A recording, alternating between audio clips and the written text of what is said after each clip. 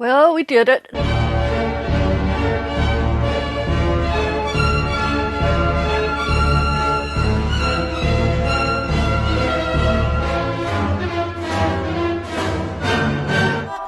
get to see the maple trees, maple sugar on the maple leaves. We get the biggest wheat fields growing tall. In Canada, where we see the reversing falls. In Canada, we get to see them all. Good day, eh? Late in the third period, we switched from tired old Trudeau to a strong defense and Mark Carney, who brought home a Liberal victory over what was certain defeat by the Conservative Party just a few months ago. And the Maple MAGA movement has been defeated for now, but we still have a lot of work to do. But first, I'd like to take a minute to sincerely thank all of the sane Americans out there who were equally offended by Dumpty's attacks on Canada's sovereignty and threats to make us the 51st state. And a big thank you to all you everyday Americans and those of you who use your social media platforms to say, what the fuck? why are we mad at Canada? You stood behind us when we started our consumer boycotts and supported them even though you knew it would harm American business. And with your encouragement, you showed us your commitment to freedom and democratic values everywhere. And we'll always stand with you in the fight against autocracy and oligarchy. And let's be frank, plain stupidity.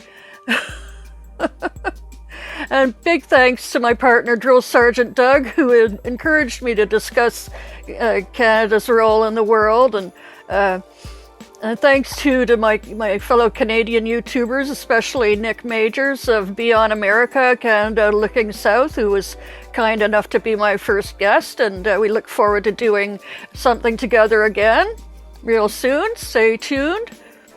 Okay, back to the news. Okay, this was an unprecedented win for Mark Carney and the Liberals. At 43.5%, Carney would beat anything the Liberals received under Jean Chrétien or Justin Trudeau, even while they were winning majorities in the House of Commons. It had, in fact, been 25 years since any party reached 40%, but on Monday night, amazingly, two parties finished above that threshold. At 41%, the Conservatives' share of the popular vote would be the highest in the 20-year history of the party, 2 points higher than when Stephen Harper's Conservatives won a majority in 2011, and the best result for any right of center federal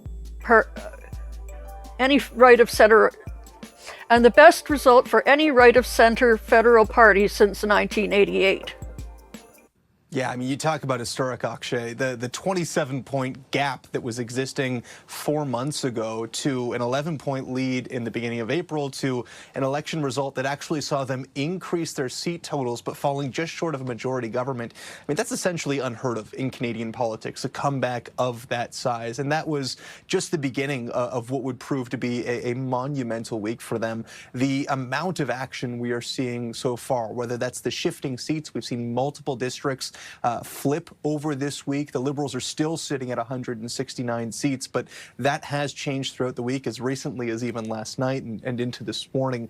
There has been so much change there. There has been so much focus on trying to get over the line. There's rumors about MPs potentially crossing the floor. I mean, that's something that you don't see very frequently in Canadian politics, and so it's likely being overstated at this point. The experts I've talked to have said it's very unlikely that we'll actually see that occur.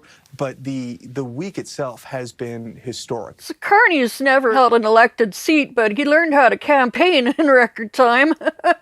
He had the help of some great early interviews and ads and the strong support from economists and leaders of industry and trade and business, his international reputation, and, well, of course, the considerable efforts of former NDP Member of Parliament Charlie Angus, whose elbows up rallies galvanized huge crowds of people across the country to stand against a threat of fascism and a display of national pride like nothing this country's seen before. And thank you to the Midas Touch Network for having Charlie as a frequent guest. And we look forward to seeing an official Maple Midas channel affiliate soon. Let's hope. So Canadians hate bullies, and I'm not just talking about Donnie Two Dolls, though he certainly he was the largest single driver towards electing Carney to be in charge of managing the turf and turf war. How big of a factor was President Trump in Canada tonight? Some say in terms of the Liberal resurrection. How big of a factor was President Trump in Canada tonight? Some say in terms of the Liberal resurrection, if you can call it that, he was really the only factor. And why? That's because Mark Carney, now Prime Minister in Canada, he had taken over just a few weeks ago. He's now been elected Prime Minister. So many in Canada that I heard from, Laura, told me, look, this is a safe pair of hands. A former central banker, not just here in Canada, but in Britain, steering Britain through Brexit.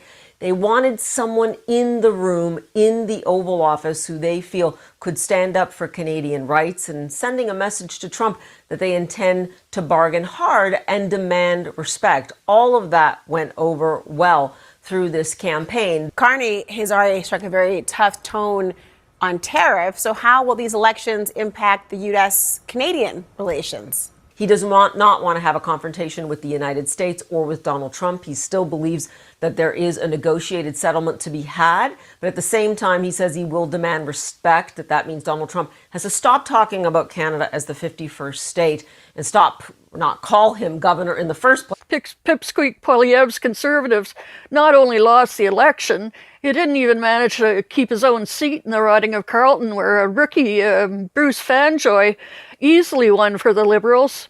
The message seems clear. We don't like or want the new Trump in our politics anymore. But it seems he's going to keep on keeping on. And he doesn't have any trouble taking a government handout when it comes to his own seat in Parliament.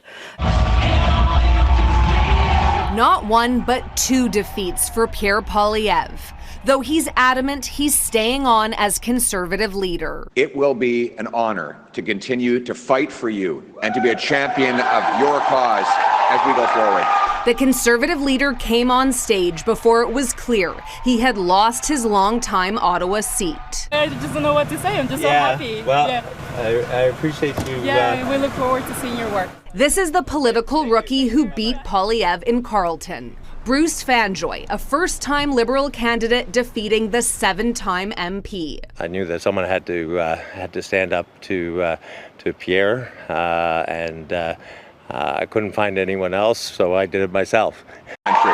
Some high-profile Conservatives are standing by Poilievre.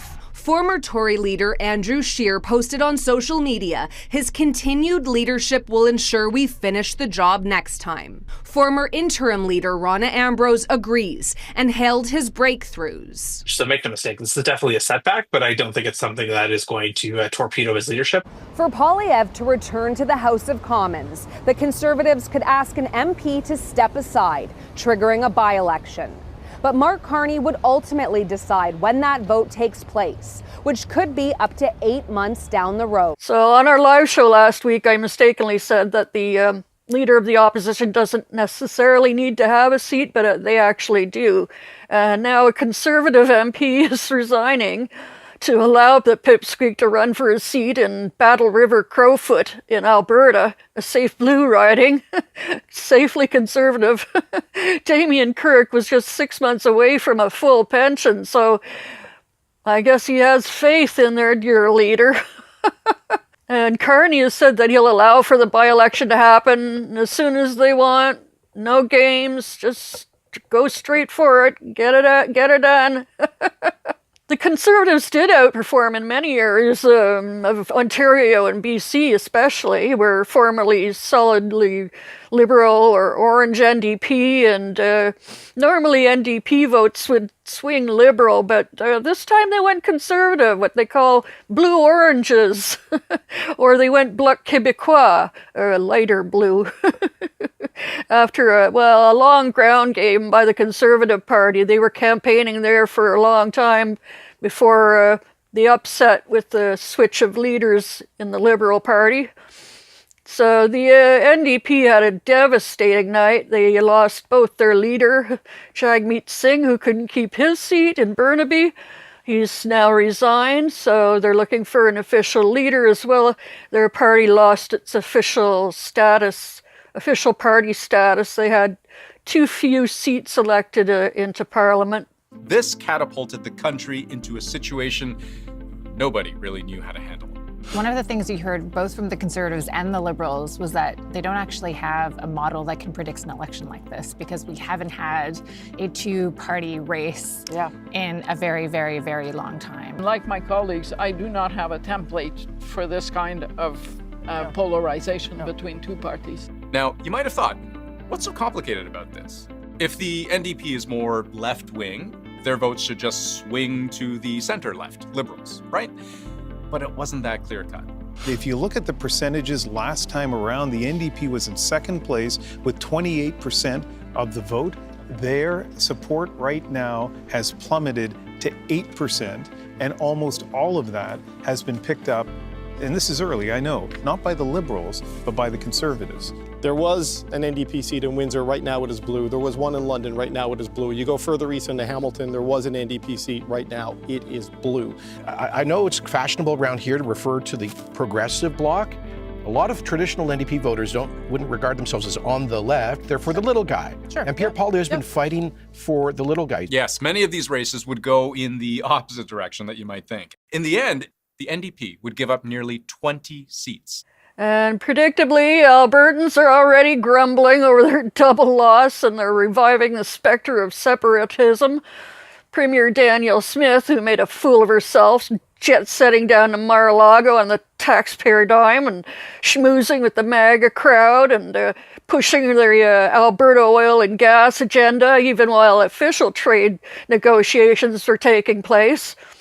She's now reintroduced Bill 54, which has a citizen-led referendum initiative to put any question on the ballot with enough petition signatures.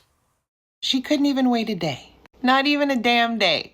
She starts off kind of okay. I want to congratulate the Prime Minister. Then she goes into 48 sentences about Pierre Poilievre before she starts to make her list of demands. So many demands. That's the picture they chose to use? That's your strength picture? But that's not even it. She had a presser yesterday because Danny and the UCP are putting forward Bill 54, the Election Statute Amendment Act, the day after the federal election. Oh, but it was just coincidence. It had nothing to do with the outcome. It was just purely coincidental. Danny's just trying to help the little guy. And just following up from a question earlier, too, I just want to ask, is the door still open to Alberta separating? I feel that question wasn't directly answered. Well, not by me. I believe in Alberta's sovereignty within a united Canada. However, there is a citizen-initiated referenda process that if citizens want to put a question on a ballot and get enough of their fellow citizens to sign that petition, then those questions will be put forward. Again, I don't want to prejudge what a question might be, but not by our government. Get the fuck out of here. We're not doing it. It doesn't mean that somebody else couldn't do it, but we're not doing it. I think what Danny needs to realize is that even though in the federal election, most of Alberta stayed blue, the number of votes for other parties also increased. And I know people say it doesn't matter, it's whoever wins a seat. But it kind of does matter. Because with the increase of people voting for other parties outside of conservative parties, there is potential for change. And with that change, it means that some of the things that Danny's putting in this new act could come back to bite her in the ass. Like the recall. Anyway, this is just them manipulating things like they always do. Danny with their list of demands saying, we want sovereignty. And then getting mad at other provinces that don't want, that said no to a pipeline. So Ottawa, stay out of our business, but make all of our other cousins do what we want. This is typical conservative. Changing the rules willy-nilly, exempting yourself from rules, but wanting rules imposed on others. Well, First Nation leaders are accusing Smith of causing a national unity crisis and have signed an open letter demanding that she cease and desist. First Nations leaders are accusing Alberta's premier of manufacturing a national unity crisis in an open letter demanding she cease and desist talk of separation. Danielle Smith says she's only enabling legislation for Albertans to have their say. CTV's Shaylan Skalski reports. It was never designed to, nor does it breach treaty agreements. The Citizen Initiative Act, I think, is the purest form of democracy we have. Alberta's premier responded today to questions about a recent letter from two First Nations leaders who accused Smith of attempting to manufacture a national unity crisis by enabling a referendum on separatism, adding, "Be advised that your irresponsible statements and actions are in breach of treaties number 6, 7, and 8. Any Albertan can put an idea forward on any topic, and if they're able to get the number of signatures, then it would go to a vote, and that includes a vote of members of First Nations, and we encourage Indigenous peoples to participate in the process. And getting straight to business, in his first days as Prime Minister, Carney is preparing for his official visit to the White House on Tuesday. In his victory speech, he re-emphasized that our old relationship with the USA is over. So far, he seems to have the old con backed into a corner in his lair, waiting to feel out any weakness he can exploit, while telling the press that Carney is a real gentleman. We'll see. As I've stressed repeatedly, our old relationship, based on steadily increasing integration, is over.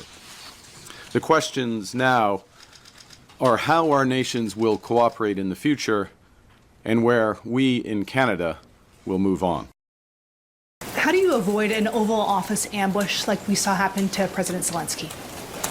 Look, I go there with the expectation of constructive, difficult, but constructive discussions. That's the spirit of the conversations that the President and I had. You go to these meetings well prepared, understanding the objectives of your counterpart, and always acting in the best interest of Canada, and we'll go from there. And another historic first for Canada, it's been confirmed that King Charles has accepted Prime Minister Carney's invitation to give the throne speech himself and officially open Parliament in Ottawa this month. The last time a monarch visited was in 1982 when Queen Elizabeth II signed the proclamation of the Constitution Act, and in fact her motorcade made me late for that day. I went past the hotel where I was working. Come on, Queen, I got stuff to do. We will have the privilege of welcoming His Majesty King Charles III, who will deliver Canada's speech from the throne on May 27th. Her Majesty the Queen will join this visit. This is an historic honor which matches the weight of our times. Well, we're determined to make Canada the envy of the world for our economy and our standard of living and for human rights. We're used to being quiet and keeping our heads down, but we've always risen to a challenge, and now we aim to take up the torch and shine the light of hope and democracy for all. This is the main street in the city of Apeldoorn in the Netherlands, and it seems like the entire town has come out for this celebration that occurs once every 5 years, a commemoration of liberation, but also of Canada. It was Canadian soldiers who drove the Nazis out of Apeldoorn in 1945 and who fed its starving population. And on Saturday, some of those soldiers who served in the skies, on the seas, and on land returned to a hero's welcome. 22 Canadian vets, the youngest 96, the oldest 105, led the parade. Thank you very much. Thank you for coming. Thank you for being here. And amidst a sea of Canadian flags, they all stopped along the route to shake people's hands and to hear words of gratitude. Some appeared to be overcome with emotion. Among the Canadians was William Seifert, who celebrated his 100th birthday on Saturday. He served as a reconnaissance scout as the Allies pushed westward to Germany. They deserve everything we have here to welcome them back here. The youngest is 96 years old. That says how much we love them and they love us. To see that they were that young to die for my freedom, yeah, that means a lot to me, and it makes it more real that in these times, with the current situations going on around the world, that we get to live in this freedom, and we got to thank them for them, and that means a lot. Among the Canadians who traveled here was Ellen Mole from Etobicoke, a former bagpiper. She joined a similar parade 15 years ago, but said she wanted to return. But I really understood from the love and the gratitude of the Dutch people how important our place can be, how we can help the world. And it was just one of the most incredible experiences of my life, honestly. In another big turnaround this weekend, Australia soundly rejected the far right with a landslide win for Anthony Albanese and the Labour Party. And Germany, the far-right party AfD, has been designated as a right-wing extremist entity, saying the party's positions on ethnicity were incompatible with democracy, according to Germany's domestic intelligence agency. Elon Musk has lost nearly half his wealth after his disastrous Doge antics and cuts and meddling in politics globally, and it's rumored he's soon to be replaced as CEO of Tesla, a story he denies. But they're beholden to their shareholders. So take courage, you guys. Take courage from our examples. Many countries have shown it's possible to reject these bastards, and when we fight, we win. Elbows up, USA. We say whoa!